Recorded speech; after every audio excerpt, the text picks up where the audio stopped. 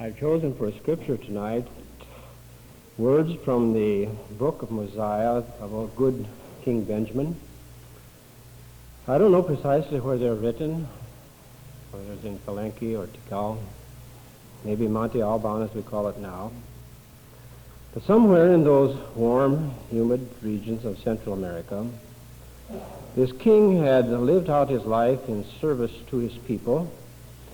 And there came a time, finally, when he knew that he must die, and he called all the people who could, I suppose, conveniently come to the place where he had his residency, and he spoke to them quite a number of things.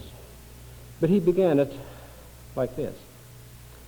These are the words which he spake and caused to be written, saying, My brethren, all you that have assembled yourselves together, that you may hear the words which I shall speak unto you this day.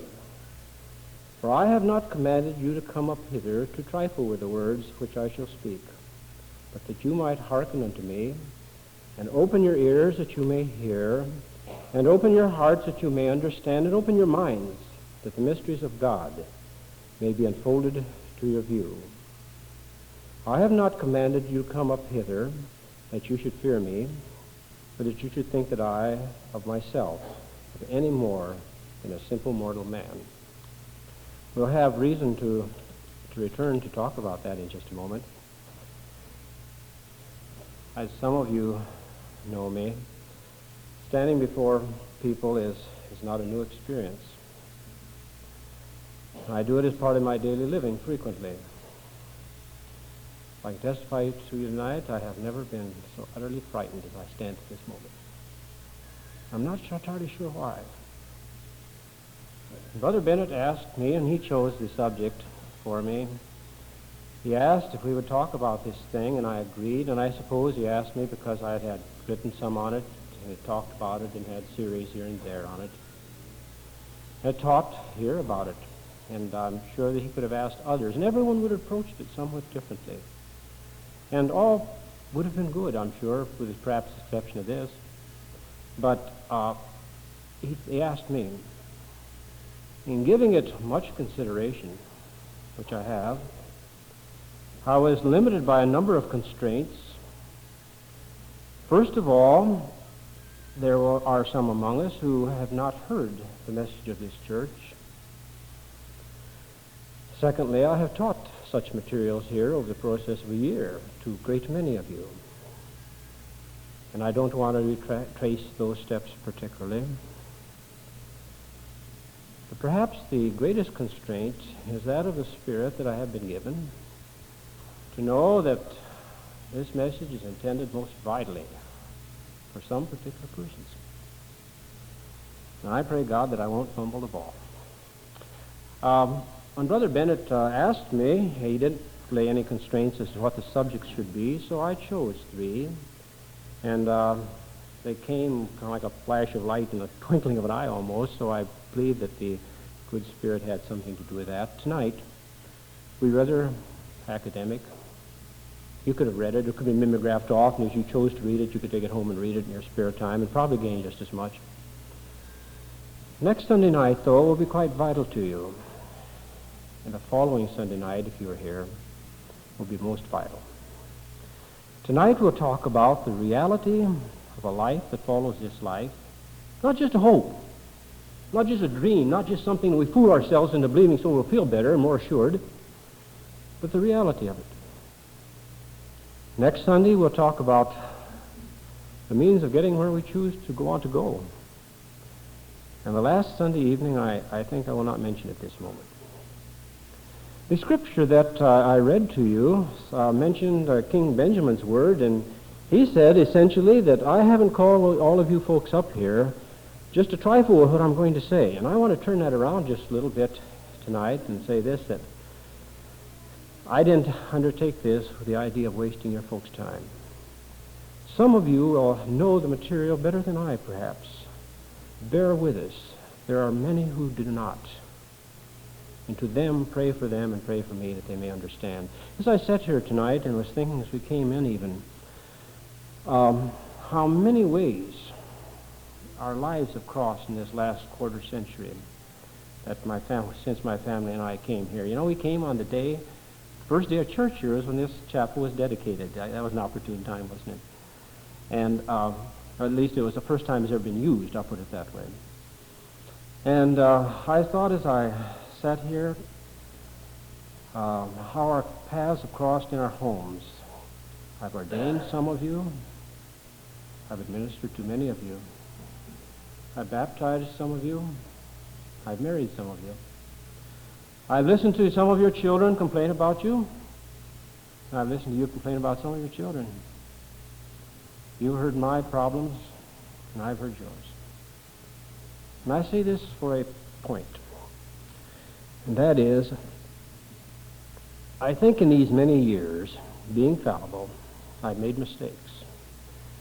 But I can tell you I have never purposely deceived you, nor betrayed you. And I don't intend to start tonight. Those of you who are very young, this will seem like a long hour. And if you don't understand precisely, try to listen and ask your parents that they may explain to you more fully some of the questions that you may have. Some of you who are in the formative years yet to have before you your marriage perhaps, or your life's occupation, listen to the story that I'll tell you and make it part of your life. How I wish somebody had told me this story 40 years ago. But they didn't. And then you who are of more mature years, the impression on my mind when I was thinking of this was that the Lord would commend you for the steadfastness and the strength that you have shown in your families and in your church and in your community. And know, as was said this morning, that he doesn't have any second team. You're on Christ's first team, and you'll always be there. The story tonight, I'm going to say something before I begin, lest I be misunderstood. It's about a man by the name of George Ritchie. It's George Ritchie, M.D. now. Now, there's more to it than that. I won't be able to cover it all tonight. Well, the things I'll say aren't taking any fix on the medical profession. My family is quite deeply involved in that, as I think you're aware. It will talk about scouting. I'm not taking fix on scouts. Remember, my wife and I spent many years in a similar endeavor in Zion's League. It'll talk about music. And you know my love for music. It'll talk about business. And I make my living in that. So don't think in anything that is said that you should take it to you as being directed at you, because it is not. The story goes back to 1943 in its genesis.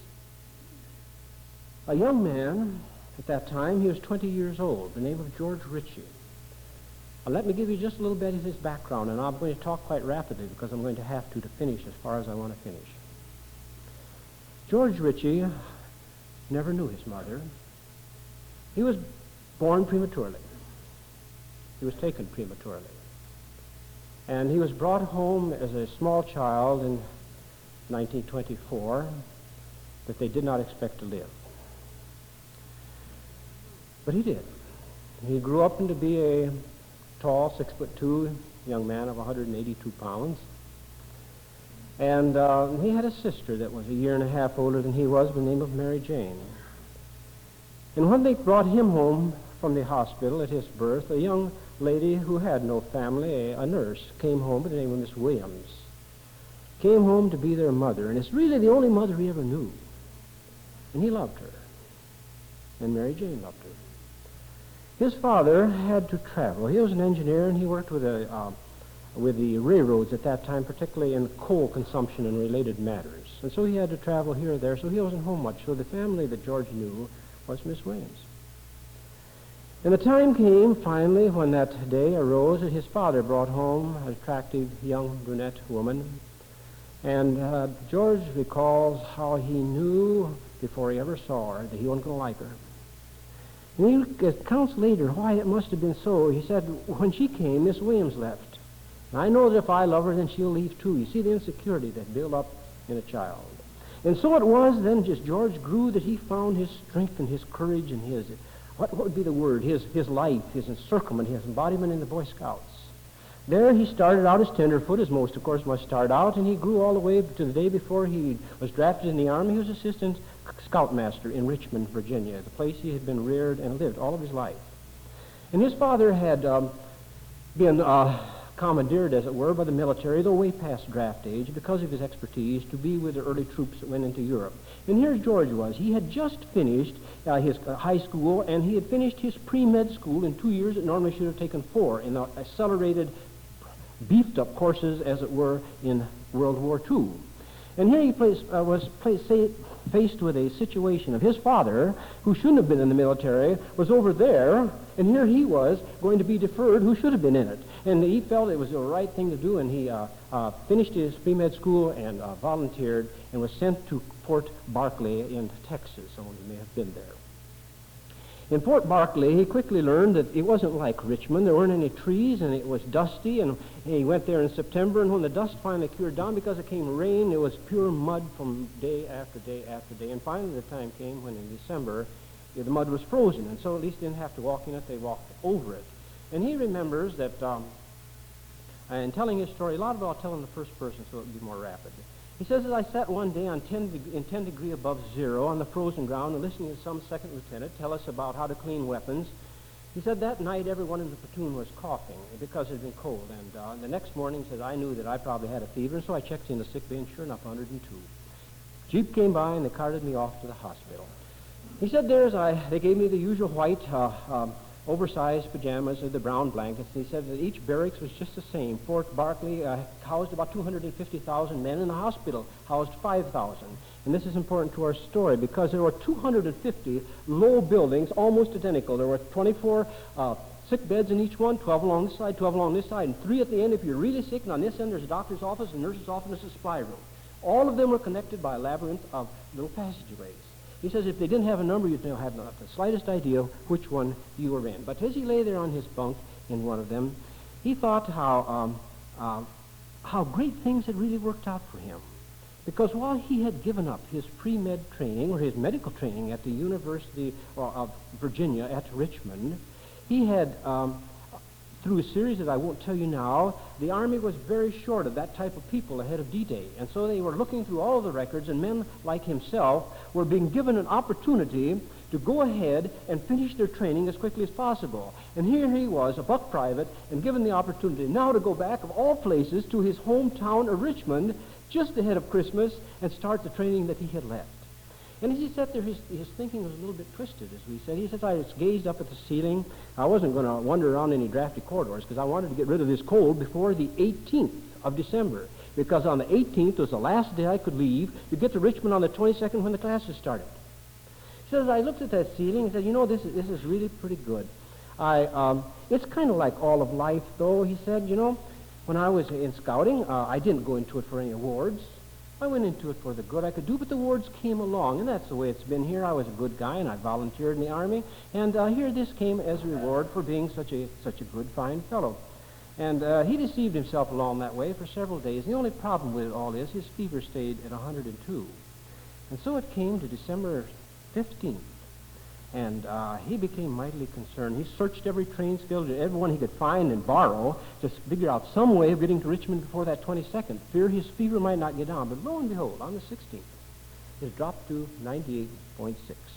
And so he said he followed a young man as they picked up his clothes and his duffel bag, and he says in his pajamas with his overcoat on one arm and his shoes in the other hand, he walked down to another barracks, looked at exactly the recuperation center, and like the first one he had been in, and he sat there and he waited there until the next day when he was getting ready to be mustered out. He had everything set, and in the evening, taking the usual rounds, the nurse came around and poked the thermometer in his mouth and went on like that. And shortly afterwards, the ward boy came by with his clothes, and he says, you'll have to come with me. And he said, well, where are we going? He said, you have a temperature again. It's 103. And he couldn't hardly believe it, just stunned, because the following day he had to be on that train to Richmond if he was going to meet his schedule. He followed him back, and to make a longer story shorter yet, miraculously on the 18th, his fever dropped again. back to recuperation. Now, the doctors and the nurses were most sympathetic with him, knowing the schedule he had to meet, and the doctor on duty there said, if your fever stays down, I'll see to it that we have found another way that if you get on the morning of the 20th at 4 o'clock in the morning on this train, it will get you to Richmond on time. You're going to have to get right off the train and go to class, but you'll be there on time. And so it was all set like that. And there he was again, back in the recuperation center, waiting for that morning to come. And on the 19th, he laid out his clothes. He said, I folded my trousers and my shirt and tie and his coat and things on the little chair, because each bed had one white chair and one white nightstand and a night light, of course, and a drinking cup and a pitcher of water and a sputum cup. And each one was the same, so I folded my clothes, ready to get up. One of the nurses lent me her alarm clock and I set it exactly for 10 minutes until 3, knowing the Jeep would be there especially to get me at 20 minutes after 3. He said, just to kill time, one man asked me if I wanted to go to the movie, and so I said I did. And it would have been great except for a terrible coughing attack that I had while I was there. But it came back, and I said I was very careful that I thought I might have a fever again. I didn't want somebody again taking my temperature. He said, once I was on the train, I was going to be all right. And so George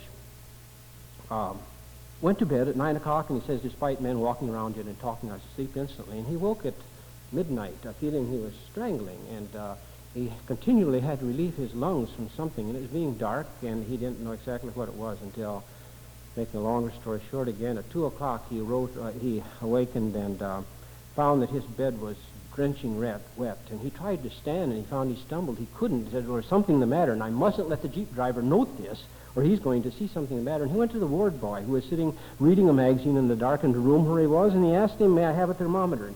And he gave him one casually, and he took his own temperature, and it stood at 106.5. And the ward boy came up behind him, and with that, things went into action in a hurry, and the nurse came and the doctor came, and they set him down and strapped him to a stretcher and immediately took him to the x-ray room, him protesting all the time, what is the matter with you folks? I've got a Jeep coming, and if I'm not here in 20 minutes to get my clothes on, they're going to think I'm not here. And he went on, and they took him into the x-ray room, and the man there says, do you think you can stand? He says, stand? I'm going to have to stand at the depot in a few minutes. And he said, I know, I understand. Can you put your chin over that? And two people held him up there. He says, as the whir got louder and louder for the x-ray machine, I didn't know what was happening. It seemed like I was falling. And he didn't know this, but 5 days later, he woke up. And he's just startled, because his first thought was, what time is it? I've got to get ready for that train. I've got to be out here at 3:20. And I'm reading up to something here. Why this compassion, this compulsion with all this? And so he glanced for the clock, but in the little room where he was, his time clock, his alarm clock was gone. And he looked around, well, then where are my clothes? And he jumped out of bed, and they were gone too. And he looked back with a terrible start, because he said there was somebody laying in my bed.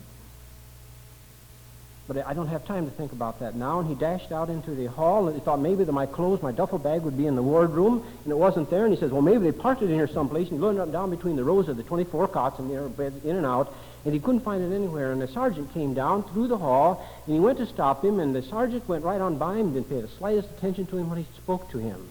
And to go on, he says, well, something is wrong, and I'm going to have to go. And he found himself outside of the hospital, moving in a manner that didn't seem unreal, though it was not cold and not hot. He says, I was moving on towards, I supposed it was Richmond, and I saw the towns even going by beneath me, faster than an airplane could, and I wondered what it could be. It was night. I saw the caution markers blinking, and as I went over, finally came to a very large river, and something occurred to me. You know, you've never gone to Richmond before. How do you know you're even going the right direction? It all seems so real. And with that thought, he saw a little blue sign down below, and he says, it just with my thoughts, it seemed that I was allowed to pursue that course of going down there. And I went down, and he stood before a little cafe. He said the blue sign was a Pabst Blue Ribbon beer, little neon signs like they had so frequently. And a man came down the sidewalk, and he asked him, he fell in beside him. He says the man had an overcoat on and just a slight stubble of beard, and he didn't have a hat on. He says, sir, I'm a stranger here. Can you tell me? And the man ignored him. And finally, as the man turned in the cafe, he reached out his hand and says, can't you? And he found his hand went right through the man. He wasn't there.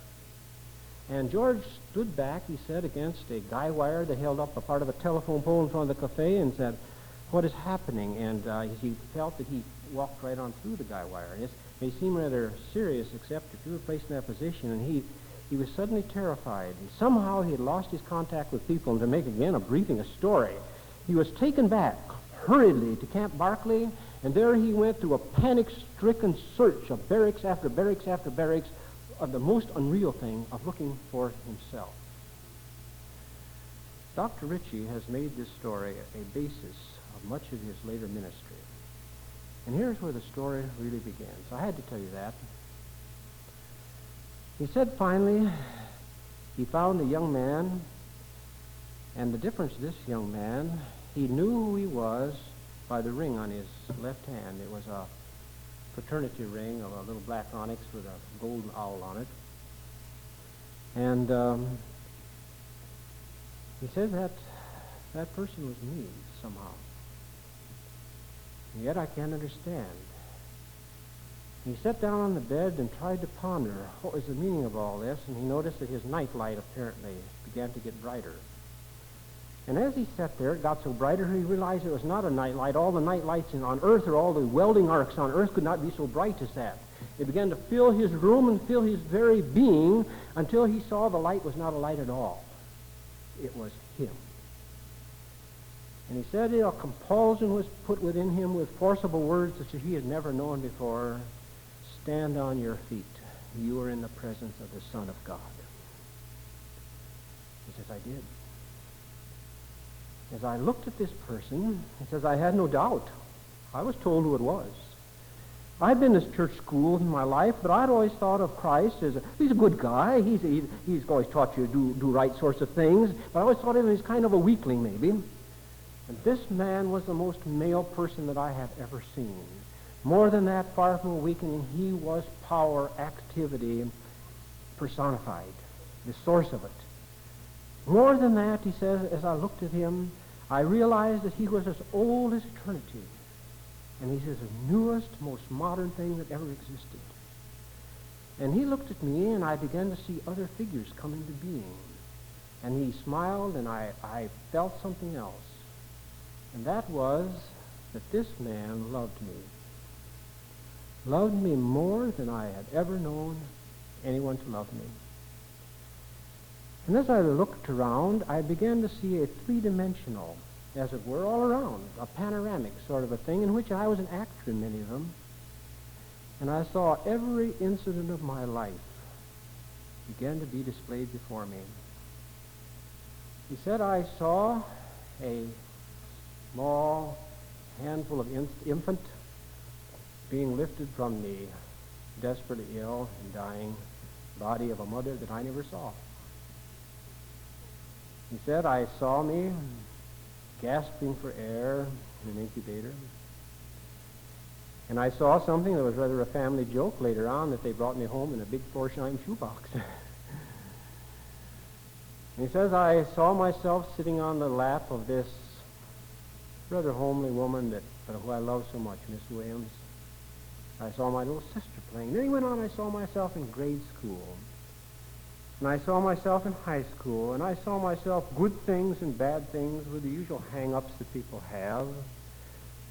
Because I wasn't old enough to really have any great bad habits, or some of the sexual hang-ups that every young person experiences and some of the uncertainties they all experience.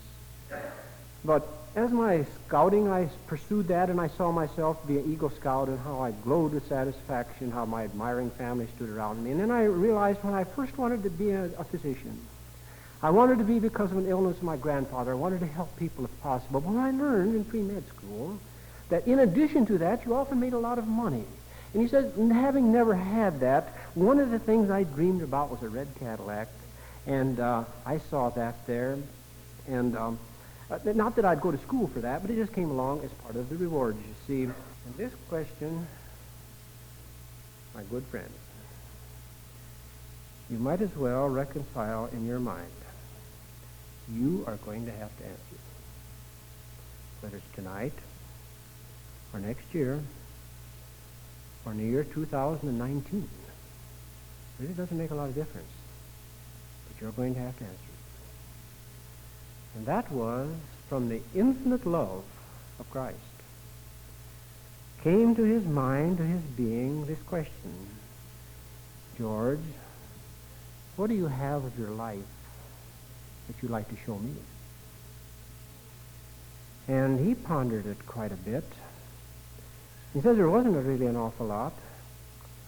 I look back at the highest achievement, and I think I prefaced it sufficiently. You know my feeling. My life when I stood as helping in my Boy Scout, and Christ asked me in kindness, he said, "George, who did that glorify?"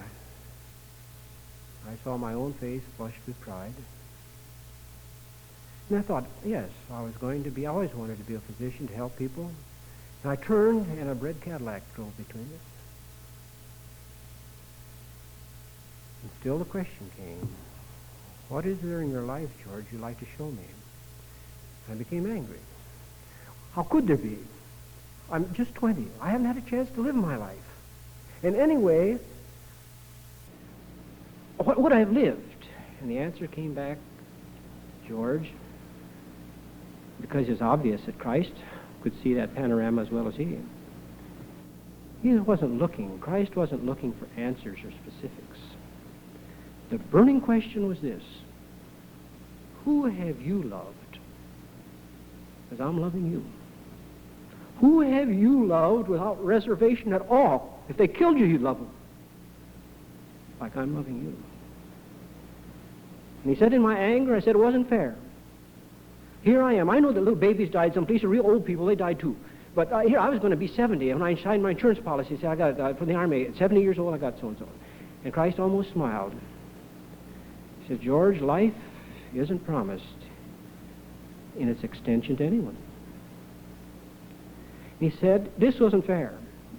Here I was, expecting at a final graduation time or a final exam time to answer questions for which I wasn't prepared. Nobody told me.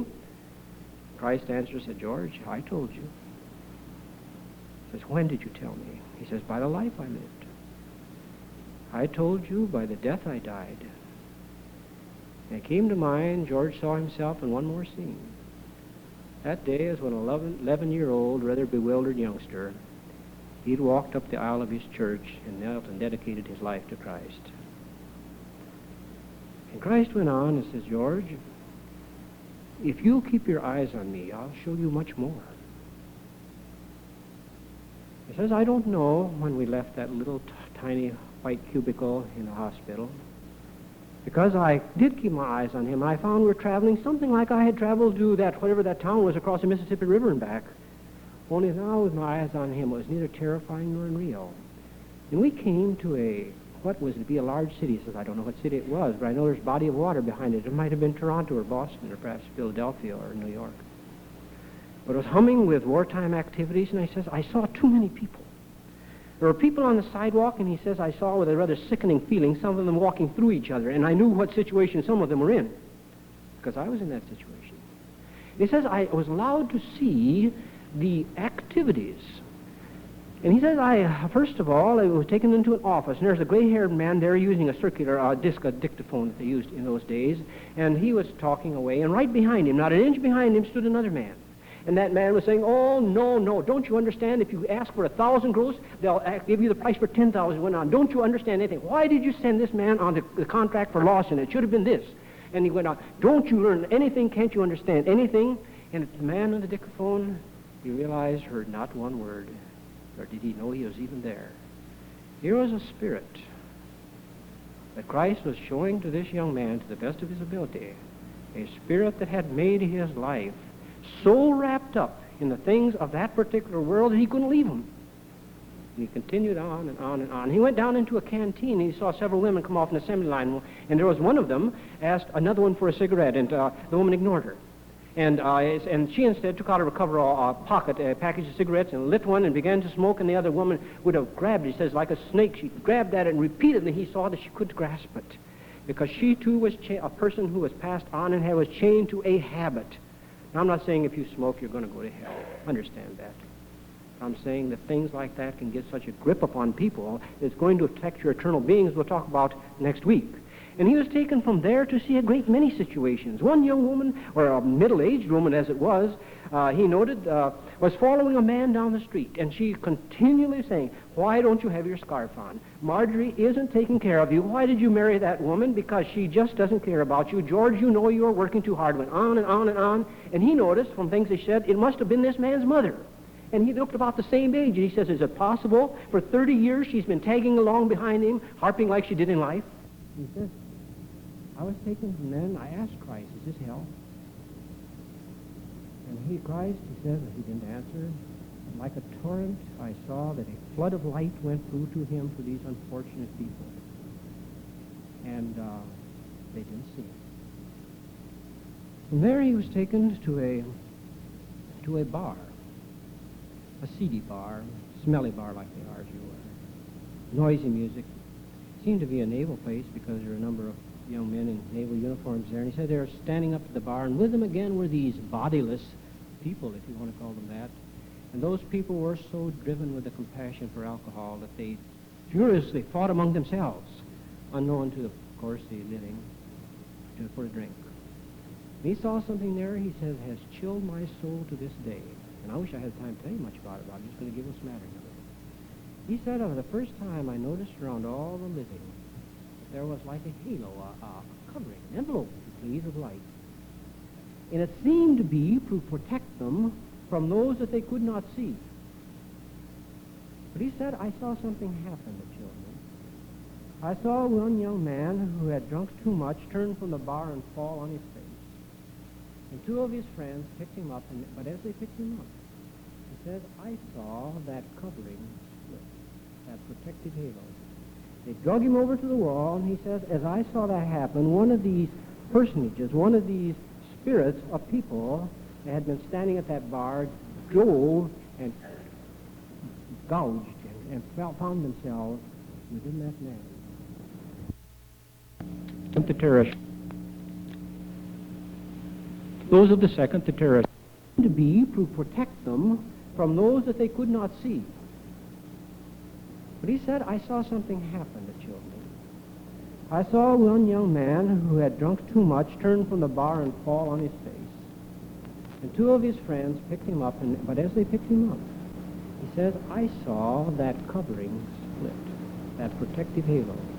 They drug him over to the wall, and he says, as I saw that happen, one of these personages, one of these spirits of people that had been standing at that bar drove and gouged and found themselves within that man. And it made him said, I remembered back in my Sunday school days when Christ had warned about evil spirits and persons inhabiting the wicked.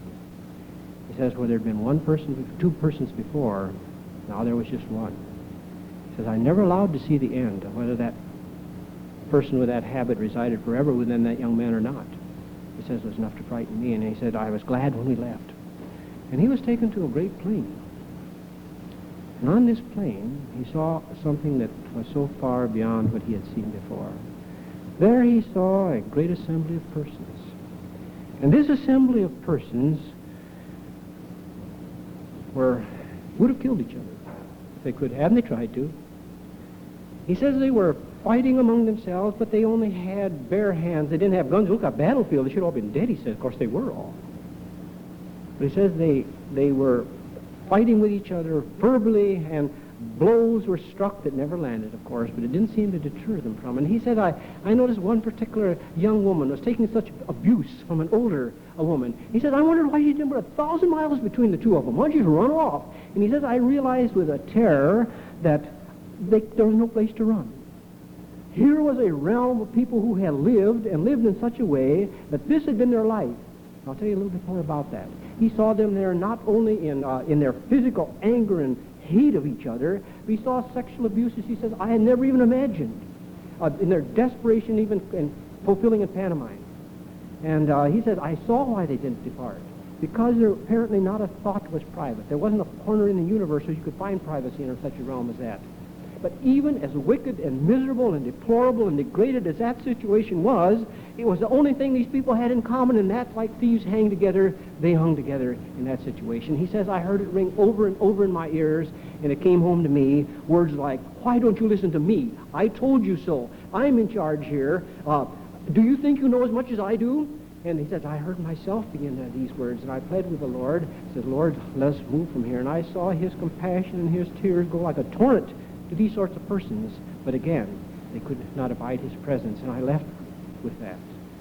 And he went to place, and I have to draw this quickly to a close, our hour draws to a close already. Went to a place he said looked like a great university.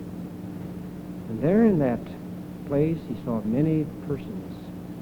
And they were as quiet and peaceful. And there were trees, flowers, and shrubs in order.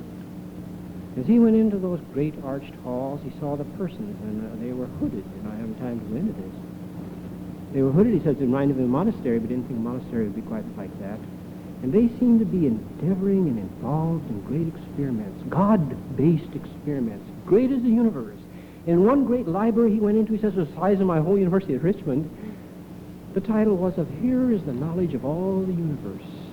It's interesting because he saw one little alcove off of this. Here is the important learning of the earth. Apparently these persons who had passed on were endeavoring. He saw marvelous experiments. He saw one experiment being performed in music. He says, well, Bach was only a minor beginning. The wonder in which these people were studying and pursuing that art. And he saw in science and the various things. And he asked Christ, he said, is this heaven? And again, he received no answer, except he saw that Christ was enormously pleased with these persons who were pursuing endless experiments, searching for truth. And he saw as he spoke, and as Christ looked at them, the power of his being go out to the minds of these men and women and young people who were pursuing these truths, even truths that emanated from him. And he asked Christ a most searching question. He said, are these people, well, first of all, he said, did these people overcome the selfish I on earth? And are they continuing to learn? Christ answered him, he said, yes. They have grown to purposes out and beyond themselves. And they continue to learn. And then George said, I didn't ask the question, but it struck my mind. Do you suppose that these people, as happy as they were, and they were, do you suppose in their search for truth that they're making the same mistake, the same failure that those people that I saw in business, at the bar, etc. were? That is, here the power of forever, of the universe, the Almighty Son of the Almighty God stands, and you have within your grasp all truth, and you don't really have to find it all in the test tube. And he said, I had a premonition that there was a celestial glory beyond that I saw. And they went further. My time runs out, I must go on. And they went, and he says, I don't know when we left the earth, because there's many things I have left out here I've had to do so, of course. And he says, I don't know, except we went out into a great void, and except being, I suppose I'd been terrified of being out in space. But he says, with Christ by me, I began to realize that this whole experience, he could only tell me what I could grasp. And throughout it all, as much as I had seen, the central thing that I had seen, I had kept my eyes on him. And essentially, I had been learning to fall in love with the one who loved me more than any other. As we went out, I saw that space was not a void. It was filled with a vast, unnameable, unspeakable promise. Until finally, in the distance, I saw a city that stretched on that looked like forever. It was a city of light.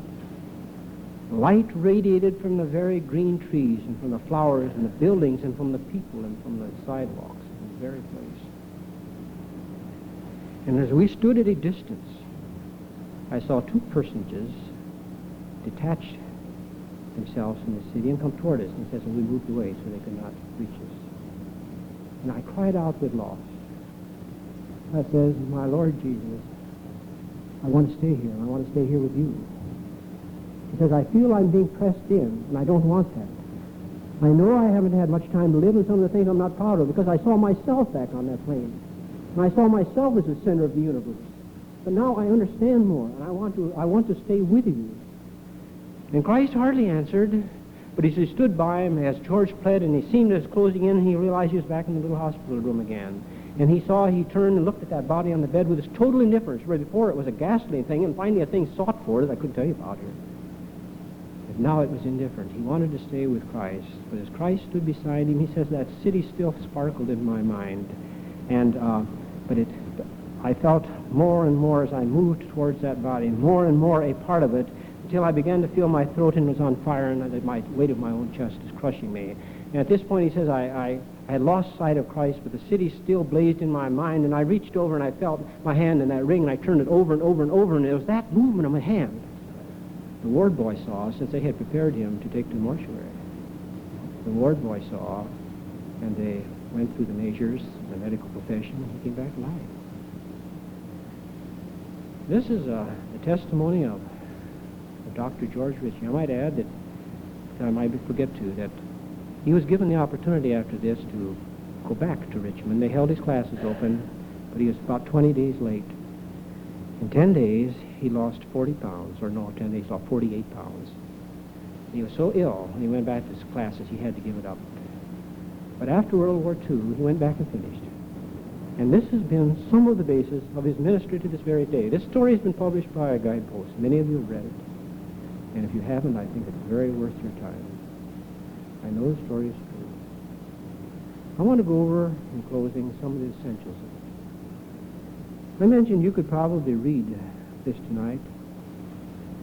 I have studied as hard as I could on this matter. I've read everything I could. You know how many books there are, real good books. Life After Life by Dr. Moody, Afterlife by Matson, and Seeing the Invisible by Ann Sandberg, and Angels by Norman Vincent Peale, and you could go on to quite a number of them. All of them have good things to add, and I have dissolved or put those books as a part of myself that I might know the truth of these things.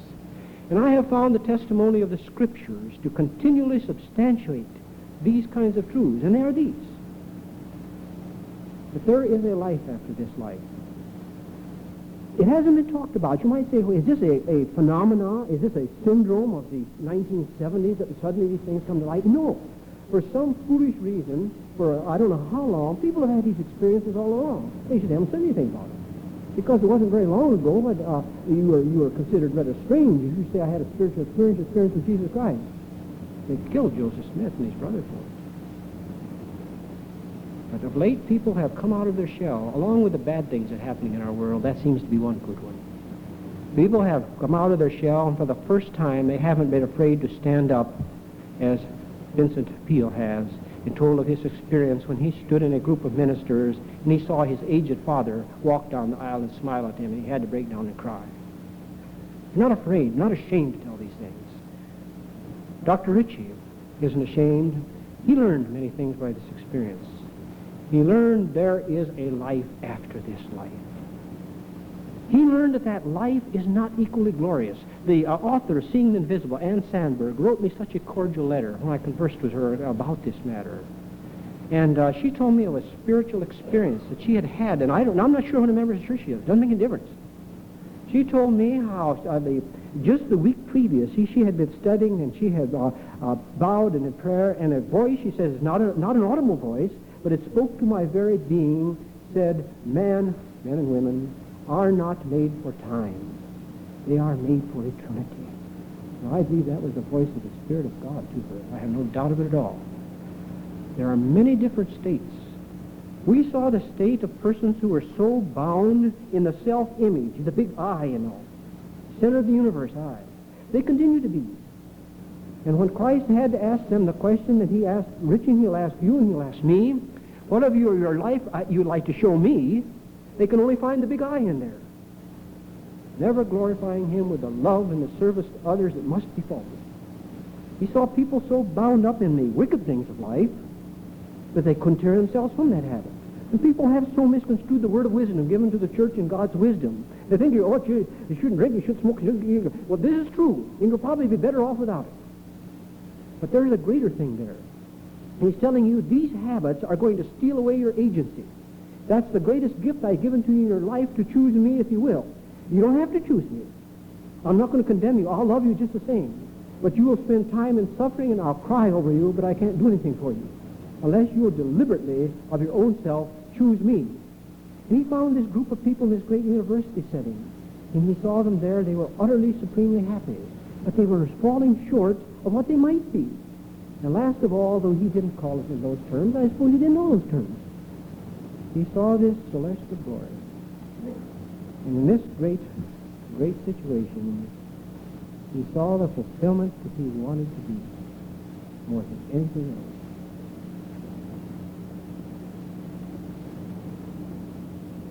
Our time is gone, and I will cease with that. I hope you've understood that I wasn't taking folks of the medical profession, quite to the contrary, for the scouting, quite to the contrary, for the music or business or anything else. I was simply telling you, to the best of my ability, a story. It took the hour, but I can't help but think this morning, those of you here at 8:30, Apostle Hens told a story about a dirty clothes, stooped over a little old man picking up glass on a road in England. And I dare say that that's the one thing that many will remember long after the day and the rest of the sermon is forgotten. I hope you will remember this story and make it a part of your very being, knowing that life is an intensely serious matter, and the things that you are choosing are those that you will surely inherit. I would like to leave you then with this testimony. Some years ago, when I was in the University of Nebraska, I'm studying in the beloved Memorial Library there. As I think most people do at one time or another, I'm sure you've gone to the library and read little bits out of other books that you didn't really go there to read out of. You just saw them there, and they looked interesting. And there was a big line of encyclopedias, and I don't know who published them, but it was on religion, the religions of the world. And I was interested in this little church. And I opened it, and they didn't even have a heading for the Reorganized Church of Jesus Christ of Latter-day Saints. They said, "See Mormon." So I did. And in there, and I don't know who wrote this, I'm sure it was not the Mormon Church, there was a series of so-called quotations from the Book of Mormon and other writings that showed that Joseph Smith was a liar, deceiver. At the best, he was taking advantage of a group of people he thought one day he could become wealthy off of. Never in my life have I had the props so pushed out completely from beneath me as at that hour. Never. For I had built my life, as it were, my hopes on the promises given to this little church. And I don't know how I didn't pray about the matter. I didn't. Until sometime later. And some hours later, I did. Like a flood of light came a voice. And that voice said, and it must have been to my heart because the persons around me didn't look around and they would have heard it had it been audible. It said, "My son, the Book of Mormon is true. Joseph Smith was and is my prophet. This humble little church of no great renown, not known by name by hardly anyone, holds the keys through Christ to the power of that celestial glory. Come back next week, please, if you will, and we'll talk about that matter. We'll talk about it as humbly and quietly and earnestly as I know how. I thank you again, each and every one of you, for coming tonight. And our time is gone, and perhaps you will remember a little bit of the story that I have told you. Life is real, and it is dreadfully important.